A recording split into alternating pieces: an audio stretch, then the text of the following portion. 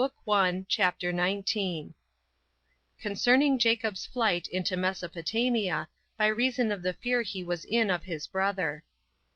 Now Jacob was sent by his mother to Mesopotamia, in order to marry Laban her brother's daughter, which marriage was permitted by Isaac on account of his obsequiousness to the desires of his wife, and he accordingly journeyed through the land of Canaan. And because he hated the people of that country, he would not lodge with any of them, but took up his lodging in the open air, and laid his head on a heap of stones that he had gathered together. At which time he saw in his sleep such a vision standing by him. He seemed to see a ladder that reached from the earth unto heaven, and persons descending upon the ladder that seemed more excellent than human. And at last God himself stood above it, and was plainly visible to him, who, calling him by his name, spake to him in these words: O Jacob, it is not fit for thee, who art the son of a good father, and grandson of one who had obtained a great reputation for his eminent virtue, to be dejected at thy present circumstances, but to hope for better times, for thou shalt have great abundance of all good things by my assistance. For I brought Abraham hither out of Mesopotamia, when he was driven away by his kinsmen, and I made thy father a happy man, nor will I bestow a lesser degree of happiness on thyself. Be of good courage therefore, and under my conduct proceed on this thy journey, for the marriage thou goest so zealously about shall be consummated. And thou shalt have children of good characters, but their multitude shall be innumerable; and they shall leave what they have to a still more numerous posterity, to whom, and to whose posterity, I give the dominion of all the land, and their posterity shall fill the entire earth and sea, so far as the sun beholds them.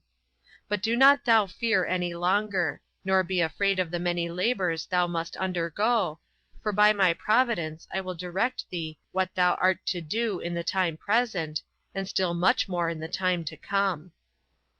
Such were the predictions which God made to Jacob; whereupon he became very joyful at what he had seen and heard; and he poured oil on the stones, because on them the prediction of such great benefits was made. He also vowed a vow that he would offer sacrifices upon them if he lived and returned safe; and if he came again in such a condition, he would give the tithe of what he had gotten to God. He also judged the place to be honorable, and gave it the name of Bethel, which, in the Greek, is interpreted the house of God. So he proceeded on his journey to Mesopotamia, and at length came to Haran; and meeting with shepherds in the suburbs, with boys grown up, and maidens sitting about a certain well, he stayed with them, as wanting water to drink; and beginning to discourse with them, he asked them whether they knew such a one as Laban, and whether he was still alive. Now they all said they knew him, for he was not so inconsiderable a person as to be unknown to any of them, and that his daughter fed her father's flock together with them, and that indeed they wondered that she was not yet come, for by her means thou mightest learn more exactly whatever thou desirest to know about that family. While they were saying this, the damsel came, and the other shepherds that came down along with her. Then they showed her Jacob, and told her that he was a stranger, who came to inquire about her father's affairs. But she, as pleased, after the custom of children, with Jacob's coming, asked him who he was, and whence he came to them, and what it was he lacked that he came thither. She also wished it might be in their power to supply the wants he came about. But Jacob was quite overcome, not so much by their kindred, nor by that affection which might arise thence, as by his love to the damsel, and his surprise at her beauty, which was so flourishing as few of the women of that age could vie with. He said then, There is a relation between thee and me, elder than either thy or my birth, if thou be the daughter of Laban; for Abraham was the son of Terah, as well as Haran and Nahor; of the last of whom, Nahor, Bethuel thy grandfather was the son. Isaac my father was the son of Abraham and of Sarah, who was the daughter of Haran. But there is a nearer and later cement of mutual kindred which we bear to one another, for my mother Rebekah was sister to Laban thy father, both by the same father and mother. I therefore and thou are cousin germans. And I am now come to salute you, and to renew that affinity which is proper between us." Upon this the damsel, at the mention of Rebekah, as usually happens to young persons, wept, and that out of the kindness she had for her father, and embraced Jacob, she having learned an account of Rebekah from her father, and knew that her parents loved to hear her named. And when she had saluted him, she said that "he brought the most desirable and greatest pleasures to her father, with all their family, who was always mentioning his mother, and always thinking of her, and her alone; and that this will make thee equal in his eyes to any advantageous circumstances whatsoever." Then she bid him go to her father, and follow her while she conducted him to him; and not to deprive him of such a pleasure by staying any longer away from him. When she had said thus, she brought him to Laban; and being owned by his uncle, he was secure himself, as being among his friends; and he brought a great deal of pleasure to them by his unexpected coming. But a little while afterward Laban told him that he could not express in words the joy he had at his coming; but still he inquired of him the occasion of his coming, and why he left his aged mother and father, when they wanted to be taken care of by him, and that he would afford him all the assistance he wanted. Then Jacob gave him an account of the whole occasion of his journey, and told him, that Isaac had 2 sons that were twins, himself and Esau, who, because he failed of his father's prayers, which by his mother's wisdom were put up for him, sought to kill him, as deprived of the kingdom which was to be given him of God, and of the blessings for which their father prayed, and that this was the occasion of his coming hither, as his mother had commanded him to do. "For we are all," says he, "brethren one to another; but our mother esteems an alliance with your family more than she does one with the families of the country. So I look upon yourself and God to be the supporters of my travels, and think myself safe in my present circumstances." Now Laban promised to treat him with great humanity, both on account of his ancestors, and particularly for the sake of his mother, towards whom, he said, he would show his kindness, even though she were absent, by taking care of him; for he assured him he would make him the head shepherd of his flock, and give him authority sufficient for that purpose;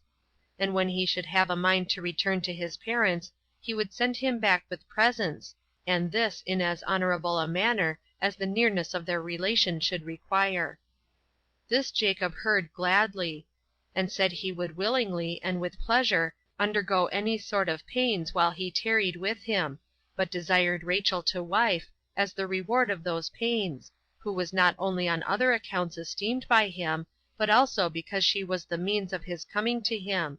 for he said he was forced by the love of the damsel to make this proposal. Laban was well pleased with this agreement, and consented to give the damsel to him, as not desirous to meet with any better son-in-law; and said he would do this if he would stay with him some time, for he was not willing to send his daughter to be among the Canaanites, for he repented of the alliance he had made already by marrying his sister there. And when Jacob had given his consent to this, he agreed to stay 7 years. For so many years he had resolved to serve his father-in-law, that, having given a specimen of his virtue, it might be better known what sort of a man he was. And Jacob, accepting of his terms, after the time was over, he made the wedding feast; and when it was night, without Jacob's perceiving it, he put his other daughter into bed to him, who was both elder than Rachel, and of no comely countenance. Jacob lay with her that night, as being both in drink and in the dark. However, when it was day, he knew what had been done to him; and he reproached Laban for his unfair proceeding with him, who asked pardon for that necessity which forced him to do what he did,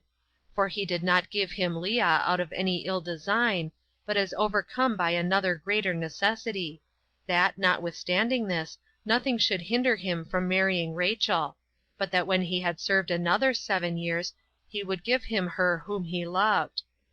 Jacob submitted to this condition, for his love to the damsel did not permit him to do otherwise. and when another 7 years were gone, he took Rachel to wife.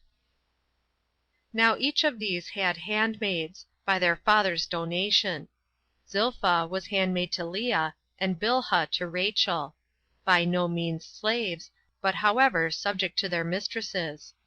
Now Leah was sorely troubled at her husband's love to her sister, and she expected she should be better esteemed if she bare him children. So she entreated God perpetually, and when she had borne a son, and her husband was on that account better reconciled to her, she named her son Reuel, because God had had mercy upon her in giving her a son, for that is the signification of this name. After some time she bore 3 more sons: Simeon, which name signifies that God had hearkened to her prayer. Then she bare Levi, the confirmer of their friendship. After him was born Judah, which denotes thanksgiving. But Rachel, fearing lest the fruitfulness of her sister should make herself enjoy a lesser share of Jacob's affections, put to bed to him her handmaid Bilhah, by whom Jacob had Dan. One may interpret that name into the Greek tongue, a divine judgment. And after him Nephthalim, as it were, unconquerable in stratagems, since Rachel tried to conquer the fruitfulness of her sister by this stratagem. Accordingly, Leah took the same method, and used a counter stratagem to that of her sister, for she put to bed to him her own handmaid. Jacob therefore had by Zilpha a son, whose name was Gad, which may be interpreted fortune, and after him Asher, which may be called a happy man, because he added glory to Leah. Now Reuel, the eldest son of Leah, brought apples of mandrakes to his mother. When Rachel saw them, she desired that she would give her the apples, for she longed to eat them. But when she refused, and bid her be content that she had deprived her of the benevolence she ought to have had from her husband, Rachel, in order to mitigate her sister's anger, said she would yield her husband to her, and he should lie with her that evening.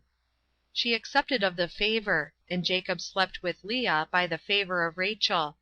She bare then these sons: Issachar, denoting one born by hire, and Zebulun, one born as a pledge of benevolence towards her,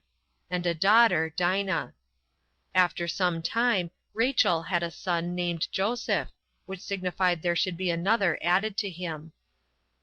Now Jacob fed the flocks of Laban his father-in-law all this time, being 20 years, after which he desired leave of his father-in-law to take his wives and go home. But when his father-in-law would not give him leave, he contrived to do it secretly. He made trial therefore of the disposition of his wives, what they thought of this journey; when they appeared glad, and approved of it. Rachel took along with her the images of the gods, which, according to their laws, they used to worship in their own country, and ran away together with her sister. The children also of them both, and the handmaids, and what possessions they had, went along with them. Jacob also drove away half the cattle, without letting Laban know of it beforehand. But the reason why Rachel took the images of the gods, although Jacob had taught her to despise such worship of those gods, was this, that in case they were pursued, and taken by her father, she might have recourse to these images, in order to obtain his pardon. But Laban, after one day's time, being acquainted with Jacob's and his daughter's departure, was much troubled, and pursued after them, leading a band of men with him; and on the 7th day overtook them, and found them resting on a certain hill, and then indeed he did not meddle with them, for it was eventide; but God stood by him in a dream, and warned him to receive his son-in-law and his daughters in a peaceable manner, and not to venture upon any thing rashly or in wrath, but to make a league with Jacob. And he told him that if he despised their small number, and attacked them in a hostile manner, he would himself assist them. When Laban had been thus forewarned by God, he called Jacob to him the next day, in order to treat with him, and showed him what dream he had; in dependence whereupon he came confidently to him, and began to accuse him, alleging that he had entertained him when he was poor, and in want of all things, and had given him plenty of all things which he had. For, said he, I have joined my daughters to thee in marriage, and supposed that thy kindness to me be greater than before. But thou hast had no regard to either thy mother's relations to me, nor to the affinity now newly contracted between us, nor to those wives whom thou hast married, nor to those children, of whom I am the grandfather. Thou hast treated me as an enemy, driving away my cattle, and by persuading my daughters to run away from their father; and by carrying home those sacred paternal images which were worshipped by my forefathers, and have been honored with the like worship which they paid them by myself.